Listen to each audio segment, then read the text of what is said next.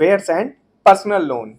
इसका eligibility criteria है कि ये सभी लोग फेयर्स एंड से पर्सनल लोन के लिए एलिजिबल हो सकते हैं, जो कि एक सैलरीड पर्सन है, मंथली नेट सैलरी 25,000 या इससे ज़्यादा है, एज 23 ईयर से 58 ईयर्स के बीच है, एंड सिविल स्कोर 650 या इससे ज़्यादा है। अगर एप्लीकेंट इन क्राइटेरिया को मैच करता है तो फेयर्स एंड से पर्सनल लोन के लिए एलिजिबल है। लोन क्राइटेरिया, यानी कि अगर पर्सन एलिजिबल है तो उसको फेयर्स एंड से जो लोन मिलेगा उसमें क्या क्राइटेरिया रहेगा।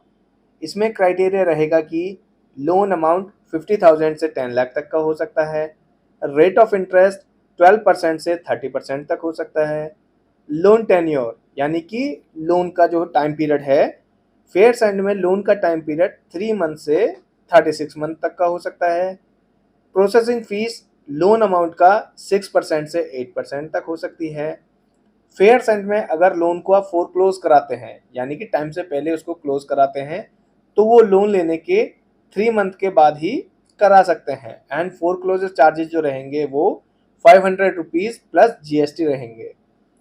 फेयर्स एंड पार्ट पेमेंट अलाउ करता है, वो भी विदाउट एनी एक्स्ट्रा चार्जेस। फेयर्स एंड में प्री पेमेंट भी अलाउड होता है, बट वो लोन लेने के 12 मंथ के बाद ही करा सकते हैं। फेयर्स एंड में लोन के अगेंस्ट में कोई इंश्योरेंस चार्जेस अप्लाई नहीं होते हैं, एंड फेयर्स एंड में लोन का जो कंफर्मेशन टाइम पीरियड है वो 1 डे का होता है, एंड डिसबर्समेंट का जो टाइम पीरियड है वो 7 डेज का है। अब कुछ इंपॉर्टेंट पॉइंट जैसे कि सैलरी मोड, यानी कि अगर एप्लीकेंट की सैलरी एनईएफटी, आईएमपीएस या कंपनी ट्रांसफर मोड से रिसीव हो रही है तो एप्लीकेंट एलिजिबल हो सकता है फेयर्स एंड से लोन के लिए। और अगर एप्लीकेंट की सैलरी कैश या यूपीआई मोड से आ रही है तो एप्लीकेंट नॉट एलिजिबल है लोन के लिए। नेगेटिव इंडस्ट्री, फेयर्स एंड के अकॉर्डिंग अगर एप्लीकेंट इन इंडस्ट्रीज में वर्किंग है जैसे कि डिफेंस, पुलिस या किसी एनजीओ में तो एप्लीकेंट लोन के लिए एलिजिबल नहीं है।